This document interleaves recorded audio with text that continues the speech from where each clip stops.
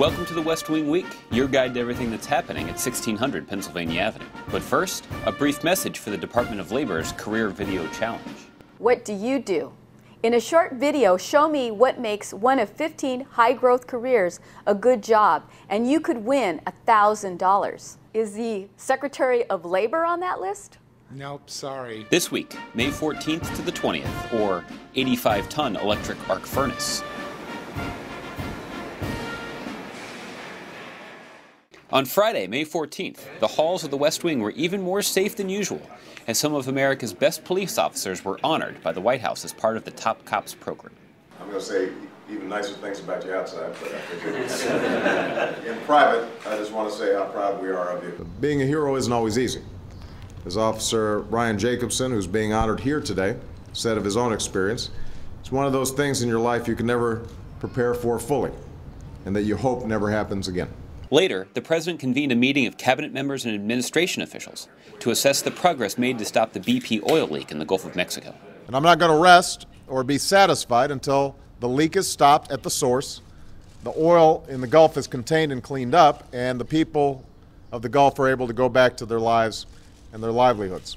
On Saturday, May 15th, President Obama went to the Capitol to honor police officers who died in the line of duty this year. The husbands and wives, mothers and fathers you loved, they protected us all. And all Americans are grateful for the lives that they gave in the line of duty. The President then placed a flower in the ceremonial wreath and observed a moment of silence. On Sunday, May 16th, the First Lady delivered the commencement address to George Washington University's class of 2010 on the National Mall. I issued a challenge to the students, faculty, staff, and trustees of GW. I promised you that if you performed 100,000 hours of service to the greater Washington community this school year, that I'd come and speak at your commencement. On Monday, May 17th, the President signed the Daniel Pearl Freedom of the Press Act, surrounded by the family of Daniel Pearl, a journalist who was killed in Pakistan while investigating a story. Again, we are inspired by your son, and we're so glad we do this. Oftentimes, without this kind of attention, countries and governments feel that they can operate against the press with impunity. And we want to send a message that they can't. The President and First Lady welcomed NCAA women's basketball champs, the Yukon Huskies, to the White House, fresh off 2 undefeated seasons. I want you to know Michelle never comes down to beat sports teams. Never. This is the first time. I want to point out this team has not lost a game since I was elected president.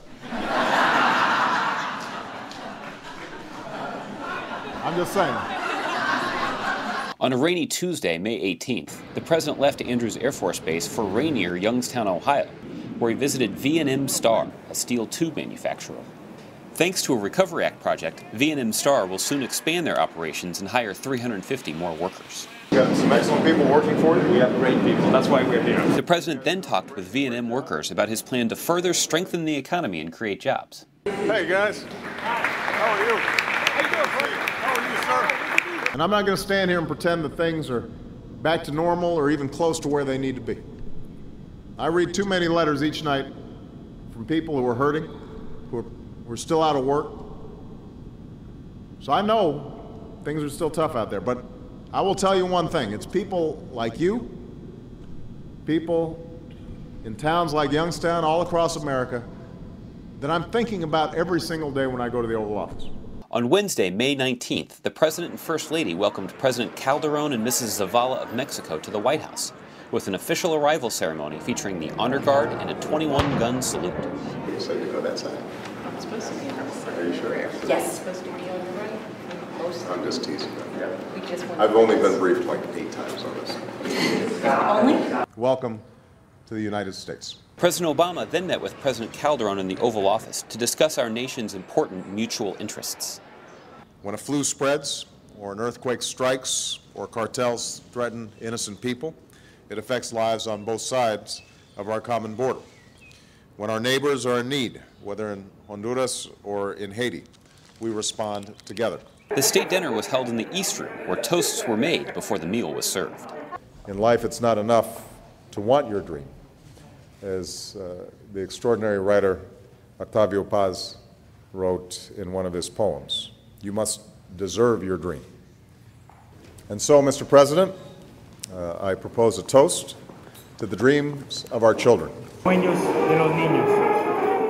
On Thursday, May 20th, the president made a statement on the Senate passage of Wall Street reform, a bill that will offer middle-class Americans the strongest consumer protections in history. I've said many times that the recession we're emerging from was primarily caused by a lack of responsibility and accountability from Wall Street to Washington.